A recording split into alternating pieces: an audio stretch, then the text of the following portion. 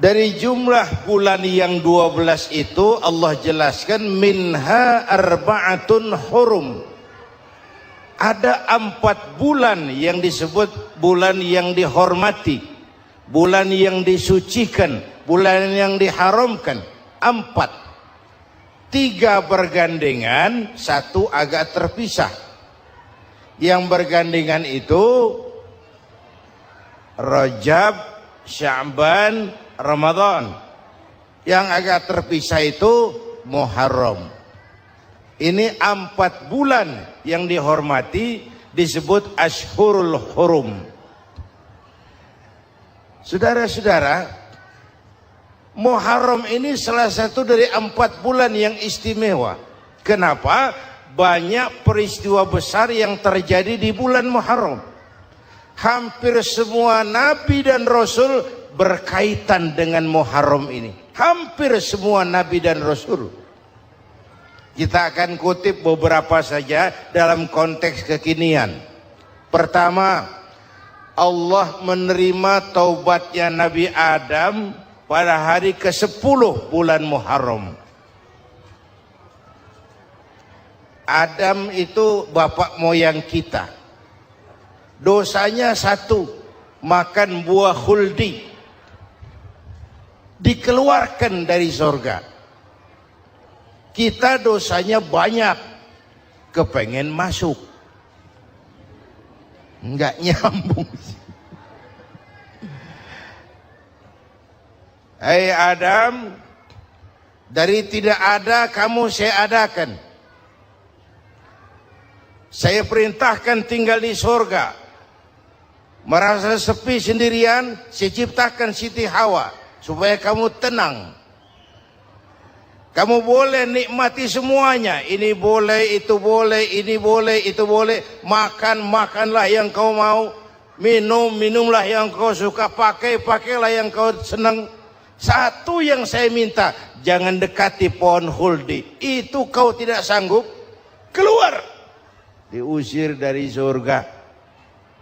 Sujud Nabi Adam, kata riwayat 40 tahun sujud, membaca Rabbana zalamna anfusana wa illam taghfir lana wa tarhamna lanakunanna minal.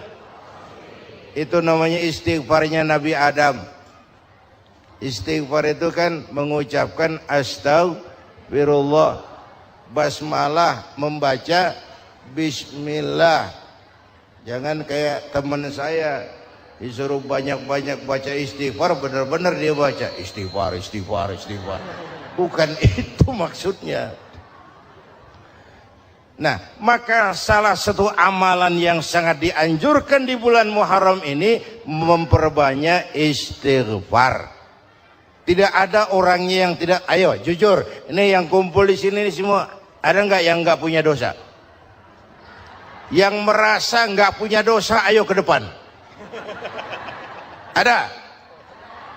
Tidak ada. Setiap kita, entah kecil, entah besar, sengaja, terlupa, pasti mempunyai yang namanya khilaf dan salah. Dan Allah Tuhan kita bukan Tuhan pendendam. Allah Tuhan kita Tuhan yang ramah dan rahmah. Manusia, dosamu banyak, tapi ampunanku lebih banyak. Salahmu besar, rahmatku jauh lebih besar. Kau sujud di hadapanku, aku bangga melihatnya. Kau menangis di hadapanku, aku senyum melihatmu. Kau berjalan menujuku, aku berlari menyambutmu. Karena itu amalan yang sangat dianjurkan di bulan Muharram ini memperbanyak istighfar. Itu kalau istighfarnya Nabi Adam. Ada istighfarnya Nabi Yunus. Ibu kenal Nabi Yunus? Di mana kenalannya? Sok tahu. Nabi Yunus itu ketika berdakwah kepada kaumnya yang bandel, memberikan peringatan, kalau kalian tidak mau beriman akan turun azab. Kapan Yunus? Akan. Kenapa mesti akan? Sekarang aja kalau mau saya tungguin. Kurang ajar betul ini umat. Akhirnya Nabi Nuh menghindar dengan perhitungan kalau azab tidak turun saya sudah jauh, meragukan janji Tuhan. Lalu naik kapal, dinaiki oleh Yunus, kapal mogok. Dicari siapa biang keroknya ini, diundi ternyata Yunus, sampai 3 kali diundi. Dibuanglah Yunus ke dasar laut, ditelan oleh ikan Nun atas perintah Allah. Telan itu Yunus, jangan pakai dikunyah, rusak urusan. Telan saja, simpan di perutmu. Dibawa oleh ikan Nun ke dasar lautan. Itu yang oleh Quran dikatakan bertemulah 3 macam kegelapan. Zulumatun salas, gelapnya tengah malam, gelapnya di dasar laut, gelapnya di dalam perut ikan. Itu namanya peteng, mbahnya gelap. Di perut ikan itulah Nabi Nuh sadar akan kesalahannya, meragukan janji Allah, meragukan janji Allah. Ia sujud di dalam perut ikan itu, membaca la ilaha illa anta subhanaka inni kuntu. Itu istighfarnya Nabi Yunus. Dibacakan istighfar begitu, ikan sakit perut, Pak. Di dasar laut kemana mau cari apotik? Dia naik ke permukaan, memuntahkan isi perutnya, Nabi Yunus keluar dengan selamat. Itu pun terjadi pada hari ke-10 bulan Muharram. Istighfar intinya itu. Itu amalan utama bulan Muharram, memperbanyak istighfar. Allah selamatkan Nabi Nuh dari bahtera banjir yang luar biasa 10 Muharram. Allah selamatkan Nabi Ibrahim dari pembakaran Raja Namruz 10 Muharram. Setelah Nabi Ibrahim itu menghancurkan berhala-berhala, Abrahat pulang mau ibadah, lihat Tuhannya berantakan, marah besar. Siapa yang menghancurkan Tuhan-Tuhan kita ini? Ada yang lapor, kami lihat Ibrahim. Tangkap. Belum ada bukti, tangkap dulu yang penting. Bukti belakangan. Tangkap. Wah, dikerahkanlah aparat. Tangkap Nabi Ibrahim. Disidang langsung oleh Abrahat, oleh Namruz maksud saya. Ibrahim, kau yang menghancurkan berhala-berhala kami ini, Tuhan-Tuhan kami. Siapa bilang? Ada yang lapor. Saya dengar enggak semua berhala itu hancur. Ada yang paling besar, angkat tangan, saya lihat ada kampak di tangannya. Barangkali yang besar itu iseng tuh, yang kecil-kecil dikampakin. Tanya aja sama dia, kamu gila? Kenapa? Masa kami disuruh nanya berhala? Nggak bisa jawab. Nggak bisa jawab. Lah kenapa disembah? Lebih gila mana sih? Tahu nggak bisa jawab kenapa disembah? Kurang ajar kamu Ibrahim. Bakar, dibakar. Ketika Ibrahim dilempar ke kobaran api yang menggunung, Allah perintah api, ya naru kuni bardan wa salaman ala Ibrahim. Hai api, dinginlah sampean. Api Madura waktu itu, Pak. Hai api, dinginlah sampean, selamatkan Ibrahim. Api tunduk kepada perintah Allah. Ibrahim masuk ke kobaran api, selembar rambut pun tidak terbakar. Kenapa? Apinya tunduk kepada perintah Allah. Kenapa? Karena Ibrahim orang yang takut kepada Allah. Api tunduk kepada perintah Allah. Kalau kita baca ayat itu, masuk ke api, mateng. Sudah hadirin yang saya muliakan, oleh karena itu selamatnya Ibrahim dari pembakaran Raja Namruz itu pun pada 10 Muharram, Yaumul Asyura, hari ke-10 dari bulan Muharram. Baik. Itu Ibrahim. Hadirin hadirat yang saya cintai, sebagian kecil tentang Nabi Adam, Nabi Ibrahim dan Nabi Yunus, tapi saya belum menceritakan tentang Nabi Nuh tadi. Mengulang kaji.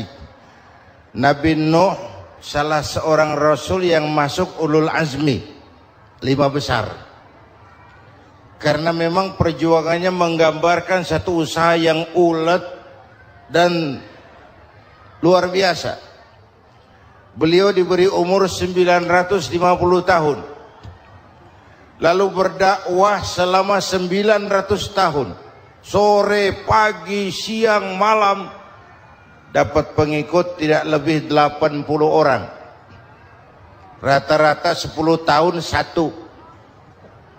Kalau saya minta berhenti aja jadi nabi, Pak. Ustadz mana masih mau buka pesantren 10 tahun buka pesantren, yang nyantri cuma satu. Pedagang mana yang masih mau dagang 10 tahun dagang yang beli satu. Pimpinan partai mana yang masih mau kampanye 10 tahun buka partai yang nyoblos satu. Bangkrut. Umatnya bandel, kurang ajar, durjana, bajingan, tengik. Umatnya Nabi Nuh ini kalau diceramahi telinganya ditutup dengan tangannya. Nabi Nuh akhirnya rekes, Tuhan, siang malam saya berdakwah kepada umat ini. Tiap kali saya sampaikan dakwahmu, mereka tutup telinganya dengan tangannya. Alergi dengar ceramah. Apa itu ceramah? Non-profit. Saudara-saudara, jadi mau kamu gimana, Nuh? Sudah Tuhan, habiskan saja orang kafir. Nanti kalau punya anak, anaknya pun kafir lagi. Lebih baik bapak moyangnya sikat habis. Biasanya kalau bapak kalong anak kampret, bapak nyolong anak nyopet. Fotokopi gimana aslinya, hampir habiskan saja. Itu mau kamu, Nuh? Iya. Oke. Nanti aku turunkan banjir, Nuh, buat kapal. Dengan apa saya harus buat kapal, Nuh? Ya dengan kayu, kata Tuhan. Kayunya dari mana, Tuhan? Ya dari pohon, Nuh. Pohonnya belum ada, Tuhan. Ya tanam dulu, Nuh. Bikin kapal kayunya nanam pohon. Apa artinya? Perjuangan perlu kesabaran. Sukses itu ada prosesnya. Nggak bisa simsalabim abracadabra lalu kita mau sukses. Semua ada prosesnya, walaupun kenyataannya begitu. Sukses banyak bapaknya, gagal itu yatim. Kalau kita sukses banyak yang ngakuin, yang baru ketemu pakai manggil encing. Ketemu baru, tapi sukses banyak bapaknya. Gagal yatim, gak ada yang mau ngakuin kalau kita gagal itu. Udah bikin kapal dengan kayu di tengah kampung, bikin kapal ini. Bayangkan di tengah kampung bikin kapal, orang kafir makin menjadi-jadi. Lihat Nuh, kenapa? Makin sarap. Bikin kapal di tengah kampung, mau belayar kemana? Tuh lihat, kalau orang nggak tahu tujuan, mountain setengah jalan, proses yang dinilai bukan finalnya. Ya kayak gitu kesimpulannya, saya enaknya sendiri. Bikin kapal, kapal mendekati selesai, ini orang kafir rame-rame datang ke kapal Nuh. Mau apa? Buang najis. Sakit perut, berangkat ke kapal Nabi Nuh. Nongkrong, dapat 2-3 tumpuk, pulang. Penuh lantai kapal dengan najis manusia.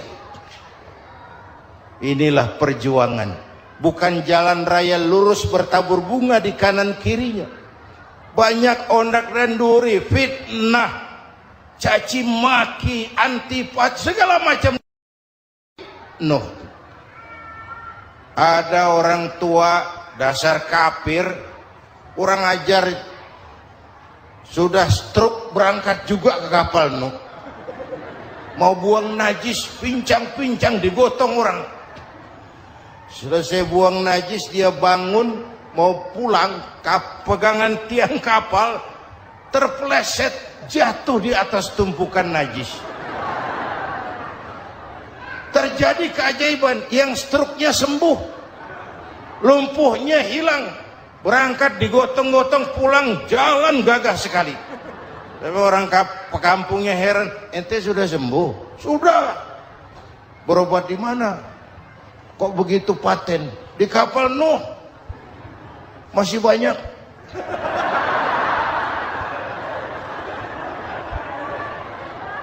Yang berasa perlu obat bawa rantang,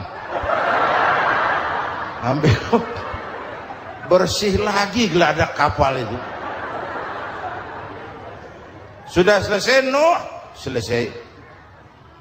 Oke, kau orang yang beriman bersamamu, binatang serba sepasang, naik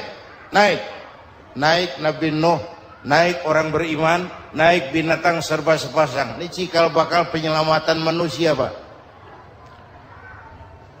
Naiklah orang beriman, sudah naik semua, Nabi Nuh kontrol. Ini contoh buat kita, kontrol. Sudah naik semua teman-teman, sudah. Pemimpin yang baik bukan cuma terima laporan di belakang meja. Laporan itu yang mana juga bagus.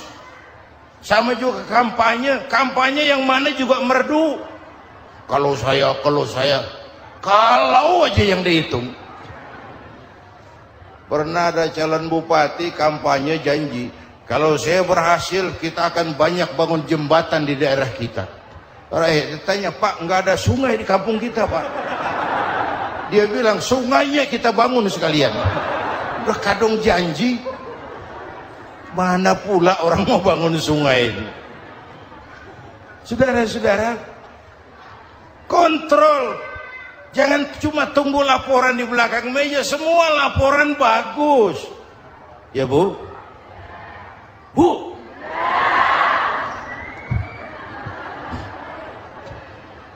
Nabi Nuh kontrol. Sudah naik semua? Sudah, Nuh. Pulan bin Pulan naik. Naik, Nuh. Paimin bin Tukijo. Naik. Kami lihat naik. Ada orang Jawa juga, Kiai? Ada.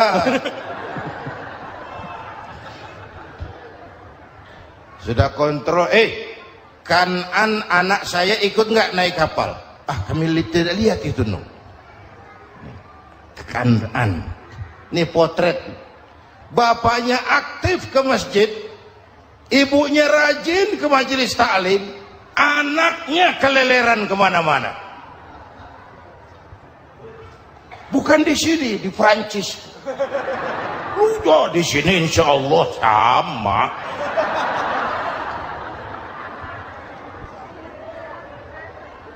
Nuh karena sayang anak, Nuh karena cinta anak, Nuh karena tanggung jawab anak, cari naik ke atas kapal.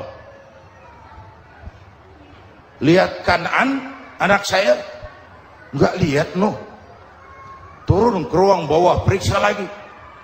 Mang, ayah Kanan di dia. Jamaah Tasik ini rupanya di dalam. Tuh ayah mang. Ayah kemana ya budak ini? Turun ke bawah, tanya lagi. Ono Kanan to? Ora nano raketo.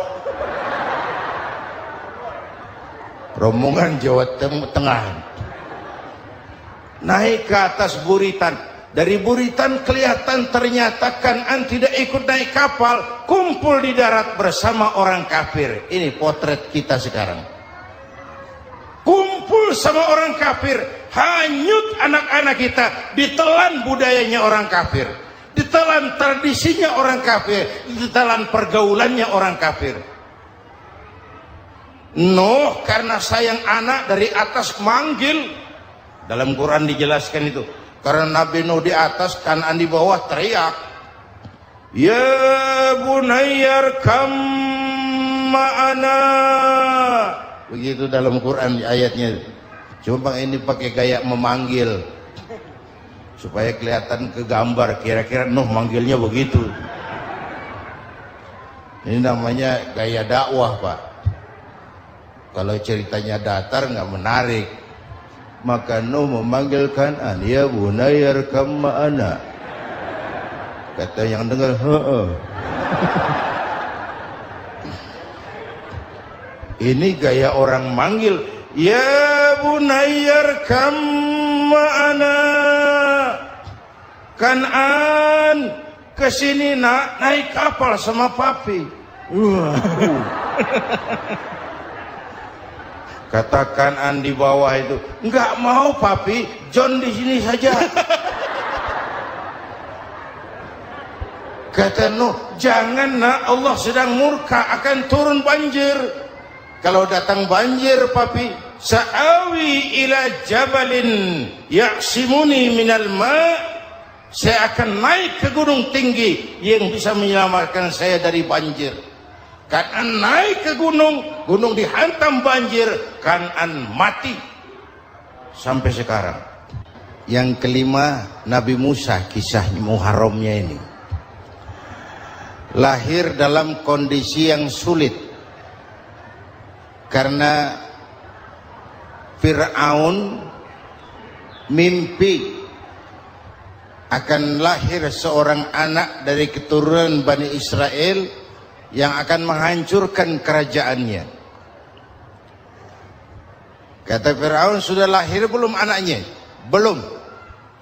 Kalau gitu mulai malam ini laki-laki dilarang bergaul sama istrinya. Semua perempuan hamil di bawah pengawasan negara. Mulai hari ini kalau lahir anak laki-laki terutama Bani Israel, penggal. Satpol PP disiapkan. Udah ada kayaknya. Ada. Patroli. Bayangkan, Fir'aun itu bikin undang-undang seenaknya sendiri. Apalagi merasa kekuasaannya dalam ancaman. Penguasa manapun kalau merasa dalam ancaman, panik. Padahal kekuasaan itu kayak harimau. Makin lama ditaiki, makin sulit turun. Kenapa? Karena macannya makin lapar. Naik terus capek, turun dimakan harimau. Serba sulit. Saudara-saudara, kalau kita mau belajar dari Pak Harto, saya melihat kekurangan Pak Harto cuma satu, terlambat berhenti.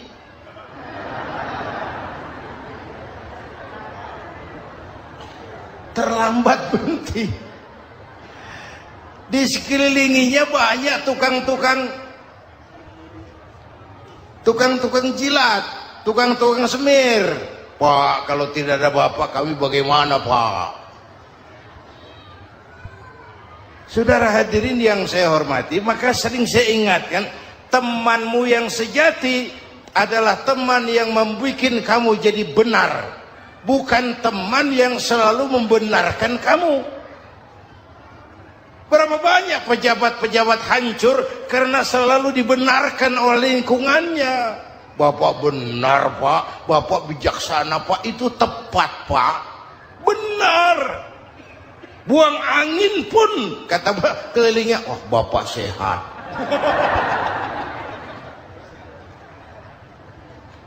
Temanmu yang sejati, teman yang bikin kamu jadi benar, bukan teman yang selalu membenarkan kamu. Bapak Ibu hadirin yang saya hormati, tapi kehendak Allah terjadi. Lahirlah Musa. Bayinya dihanyutkan di sungai Nil. Bayi sudah menderita, dihanyutkan di sungai Nil. Dan akhirnya besar di lingkungan istana Fir'aun. Diriwayat oleh Ratu Aisyah, perempuan Fir'aun, setelah mulai berjuang, terjadilah itu. Musa dan pengikutnya dikejar oleh Fir'aun. Sampai di tepi laut, Allah wahyukan Musa, lempar tongkatmu ke laut. Dalam kondisi darurat, mukjizat tiada jalan. Kondisi darurat. Kalau tidak, mukjizat itu maunya Allah, bukan maunya Nabi. Nabi nggak kuasa. Allah yang mau. Tapi hidup Nabi bukan mukjizat, manusiawi. Tidak mentang-mentang ada mukjizat tongkat, tiap sulit main tongkat, nggak usah berjuang kalau begitu. Itu darurat menyelamatkan umat. Tongkat dilempar ke laut, laut terbelah. Laut terbelah. Itu secara visualnya bisa kita lihat dalam film The Ten Commandment. Udah nonton belum? Urusan nonton kalah sama Ustadz bagaimana sih? Ten Commandment, 10 firman Tuhan. Tekniknya bagus tuh. Bagaimana laut terbelah. Musa lewat. Fir'aun mengejar. Musa sampai di ujung sana.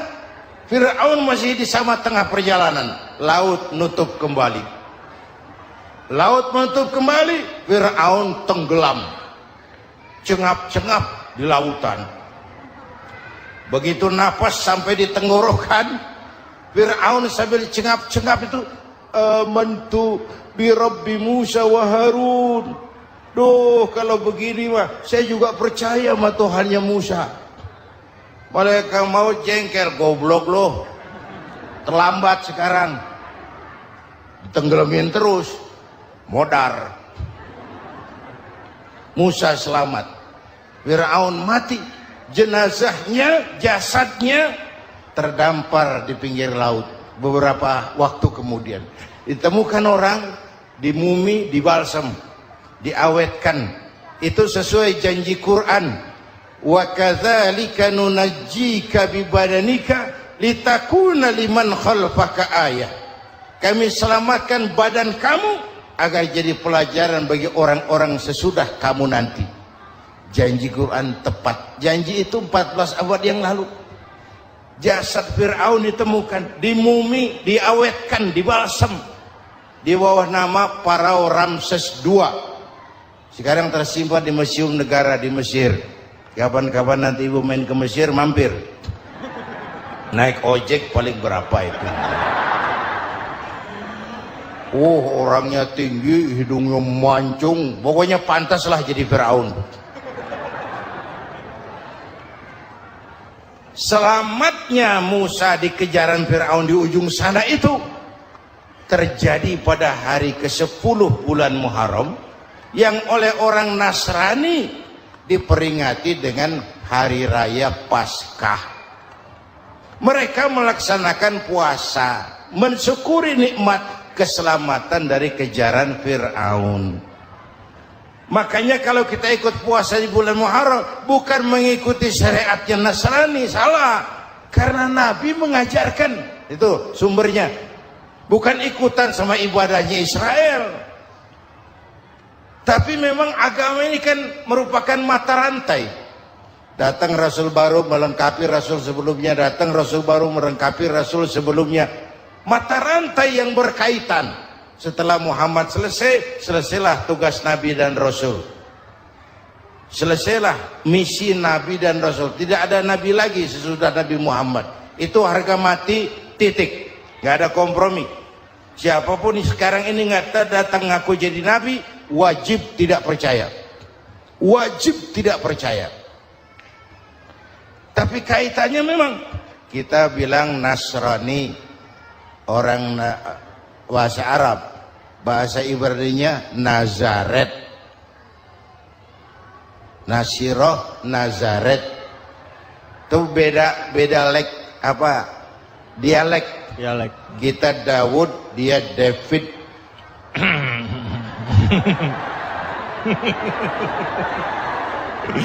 Ibrani. Kita Ali, dia Alek. Kita Sulaiman, dia Solomon. Kita Camat, dia Comot. ini yang ngomong ini comot sembarangan nih.